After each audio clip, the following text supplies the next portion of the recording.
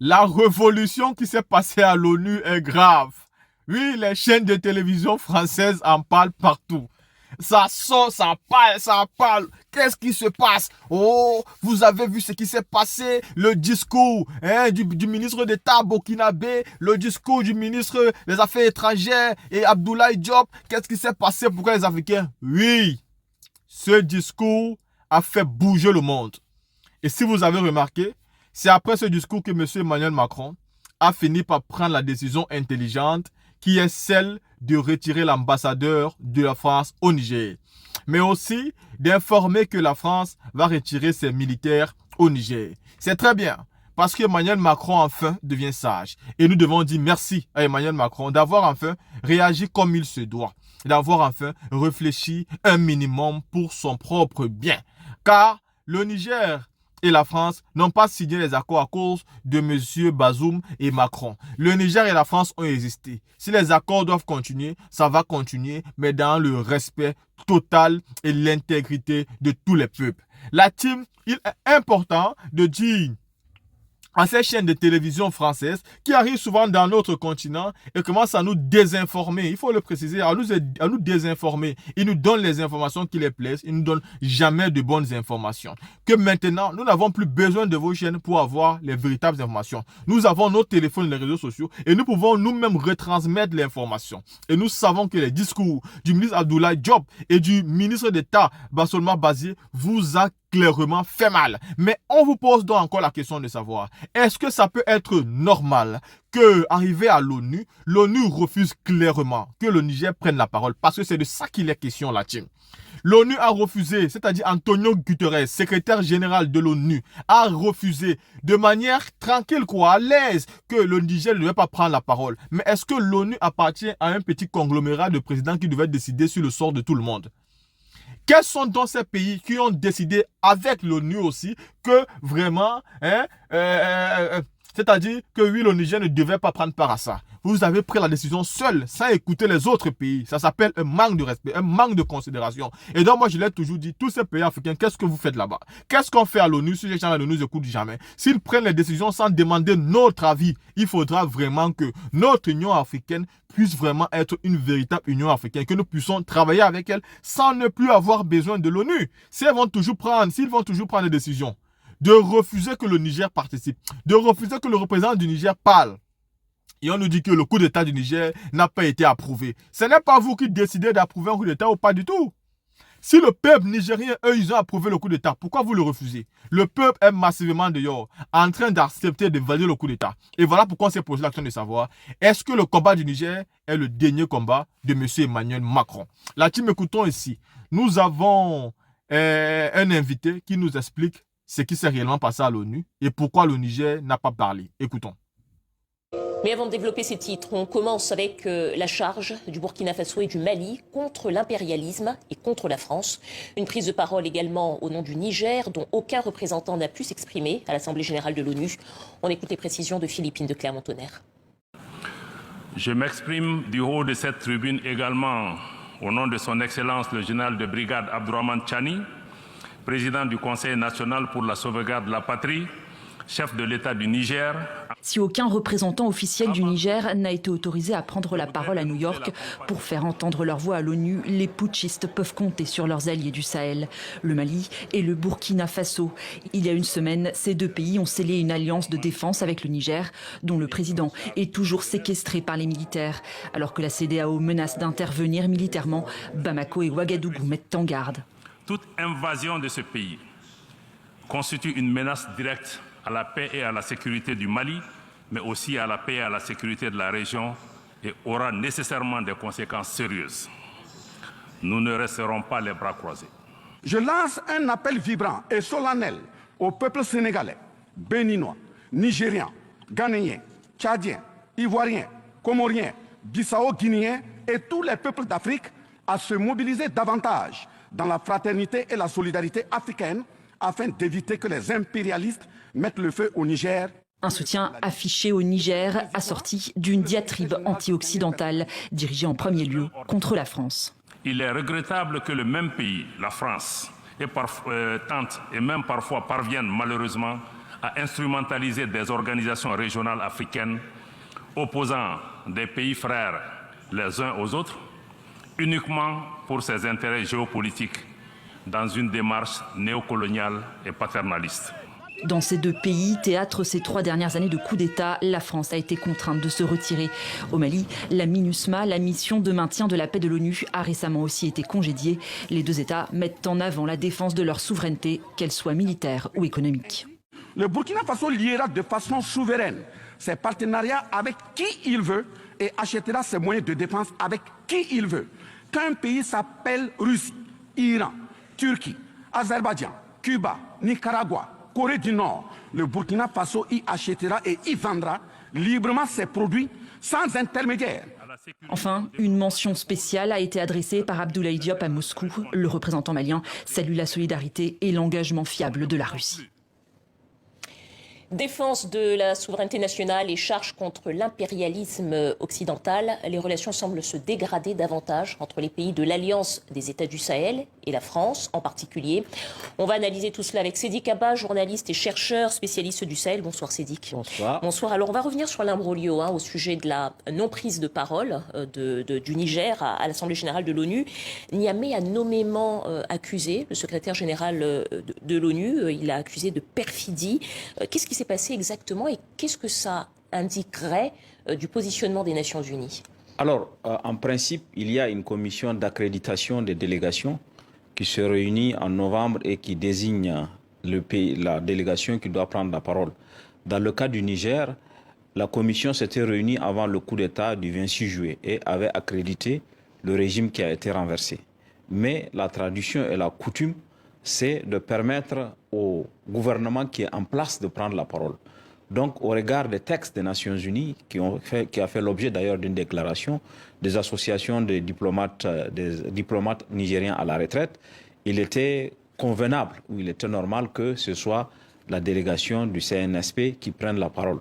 Mais les Nations Unies ont estimé que, compte tenu de la situation, puisque le coup d'État n'a pas été reconnu, le coup d'État a été reconnu par certains, ils ont décidé de couper la poire en deux et de ne laisser prendre la parole aucune des deux délégations présentes. Donc c'est une décision qui est assez inédite au fond et en tout cas qui contrevient à la tradition des Nations Unies, si j'entends bien. Absolument, parce que les Nations Unies n'ont pas refusé que le président Doumbia, auteur du coup d'État en Guinée, prenne la parole, n'ont pas refusé que le Burkina prenne la parole, n'ont pas refusé que le Mali prenne la parole, mais les Nations Unies ont refusé que la délégation du CNSP s'exprime. De ce point de vue et du point de vue de la tradition, en toute neutralité, on peut constater qu'il y a une décision inédite qui a été prise. C'est dit qu'on n'en parle plus beaucoup, mais il n'y a toujours pas de renoncement officiel à une intervention armée de la CEDEAO au Niger. L'ancien président Issoufou, l'ancien président du Niger, a tweeté pour dire que cette intervention, si elle devait avoir lieu, serait une erreur. Il faut dire que ces prises de parole sont rares depuis le coup d'État. Comment est-ce qu'il faut interpréter celle-ci? Oui, je pense que le président Issoufou avait déjà eu l'occasion, le 17 août, de s'exprimer contre toute intervention de la CEDEAO. La décision d'intervenir de la CEDEAO n'est pas arrivée après sa première prise de parole. À l'époque de sa première prise de parole, il disait d'ailleurs que l'intervention pouvait être envisagée comme ultime solution à la situation au Niger. Aujourd'hui, il prend position clairement contre cette intervention, appelant même à la sagesse de ses pairs. Je pense qu'il y a le contexte, l'évolution du contexte, et il y a un positionnement dans le jeu politique actuel et futur. Il y a un calcul derrière tout ça. Il n'y a pas de neutralité dans sa prise de parole. Justement, vous parlez du contexte. Où est-ce qu'on en est exactement des discussions au sujet de cette éventuelle intervention? Parce qu'on est quand même à 2 mois quasiment maintenant du coup d'État. La question est tout à fait légitime parce que plus le temps passe, moins l'intervention devient possible. Mais à en croire la CEDEAO elle-même et à en croire les présidents de certains pays qui pourraient être fournisseurs de contingents, dont le Sénégal, l'intervention est toujours sur la table à condition qu'une solution politique et diplomatique ne soit pas trouvée. Donc il y a encore les canaux de discussion, même si ces derniers temps, il n'y a pas eu de discussion directe entre la CEDEAO et le CNSP. Il y a l'espoir de trouver une solution politique, même si cet espoir est mince. Et à défaut de cet espoir seulement, la CEDEAO pourrait envisager son intervention. Elle garde encore le deux fers au feu, à mon avis. Il y a de plus en plus de dissensions, semble-t-il, au sein même des chefs d'État, au sein de la CEDEAO. On se souvient de l'intervention notamment du ministre togolais des Affaires étrangères à la tribune de l'ONU, qui répétait que le Togo était contre toute guerre, en quelles tout cas, que soient les circonstances. c'est la lecture qu'on a. Il y a un camp qui est farouchement engagé pour cette intervention. Le Nigeria au début, malgré les contingences nationales, plus le Sénégal, la Côte d'Ivoire et le Bénin, et d'autres pays qui sont en posture en retrait, dont le Togo, qui a clairement dit qu'une intervention est contre-productive. Je crois qu'il y a un sentiment général du caractère très aléatoire et incertain de l'intervention elle-même et les conséquences qu'elle pourrait avoir, le chaos qu'elle pourrait créer pour la sous-région. C'est dit qu'on va parler également de la France, puisque le président français Emmanuel Macron a annoncé ce soir le retour prochain à Paris de son ambassadeur et des militaires français à Niamey. Je vous propose de l'écouter. La France a décidé de ramener son ambassadeur. Et donc, dans les prochaines heures, notre ambassadeur, avec plusieurs diplomates, rentreront en France. Et nous mettons fin à notre coopération militaire avec les autorités de fait du Niger, car elles ne veulent plus lutter contre le terrorisme. C'est donc la fin de la présence française militaire au Niger. Elle sera organisée dans le temps, dans les semaines à venir, mais c'est la fin de cette coopération. Les putschistes sont les amis du désordre. Regardez aujourd'hui, le Mali, chaque jour, a des dizaines de morts. Au moment où je vous parle, il y a plus de morts liés au terrorisme islamiste au Niger depuis le début de ce coup d'État qu'il n'y en a eu dans les 18 mois précédents. C'est dit que depuis le coup d'État au Niger, la position de la France, c'était on ne reconnaît pas les putschistes, donc on n'accède pas à leurs demandes et notre ambassadeur restera sur place. Est-ce que là, avec ce qu'on entend, ça veut dire que Paris est en train de changer de politique? Non, je ne pense pas qu'il y ait un changement de fond, mais il y a une appréciation objective. De toute façon, la position de l'ambassadeur n'était pas tenable. Elle était presque, sa présence sur le territoire nigérien était presque inutile, puisqu'il ne pouvait plus assumer ses fonctions. Il était lui-même reclus dans son ambassade. D'ailleurs, s'il est à l'ambassade, il ne peut pas retourner à la résidence. Et s'il est à la résidence, il ne peut pas aller à l'ambassade. Et sa position n'était pas tenable. Et cette décision était celle qui avait été recommandée depuis très longtemps par les diplomates. Mais le président Macron avait décidé d'assumer, lui, le maintien de l'ambassadeur contre l'avis de la junte. Bon, là, il a dit qu'il a parlé au président Bazoum, qui reste encore le président légitime, puisqu'il justifie cette évolution de la position de la France après la discussion qu'il a eue avec le président Bazoum, qui reste aux yeux de la France et de l'Union européenne, encore d'une partie de la communauté internationale, le seul président légitime du Niger. Alors, vous dites que cette position n'était pas tenable et je vous pose la question au regard notamment de la politique de certains alliés de Paris, je pense aux États-Unis par exemple, qui ont une toute autre politique. Est-ce qu'au fond c'est une réelle politique de la part d'Emmanuel Macron que de dire bon, on va rappeler notre ambassadeur et peut-être on va faire les choses un peu différemment? Oui, le représentant pour les affaires européennes, pour les affaires étrangères de l'Union européenne, M. Borrell, a dit que la France, que l'Union européenne, l'ensemble de l'Union européenne, soutenait la position de la France, y compris le maintien de l'ambassade. Mais concrètement, sur le terrain, il était isolé et il ne pouvait plus assumer les devoirs de sa charge. D'ailleurs, l'ambassadeur de l'Union européenne n'a pu accéder, il n'a pas été autorisé à aller le voir. Donc, il y a, à mon avis, une décision qui a été dictée par le pragmatisme, par le bon sens. Mais il reste aussi que ces derniers temps, la France est parue isolée. À la réunion des ministres des Affaires étrangères, personne n'était allé jusqu'à faire comme la France, envisager de soutenir la CEDEAO en cas d'intervention sur le Niger. Les Américains dont vous avez parlé ont décidé de retirer leurs forces de Niamey pour les amener à Agadez. Et tout ça, ça a mis la France dans une position d'isolement. Et à mon avis, le fait qu'elle ait décidé de prendre ces deux décisions de bon sens, le retrait de l'ambassadeur et puis le retrait des forces françaises, parce qu'au Niger, la France est dans un partenariat de combat, c'est-à-dire que les unités françaises et nigériennes combattent en même temps. À partir du moment où les unités nigériennes ne peuvent pas participer au combat commun, ça veut dire que la présence de l'armée française au Niger n'a plus de justification et n'a plus d'utilité.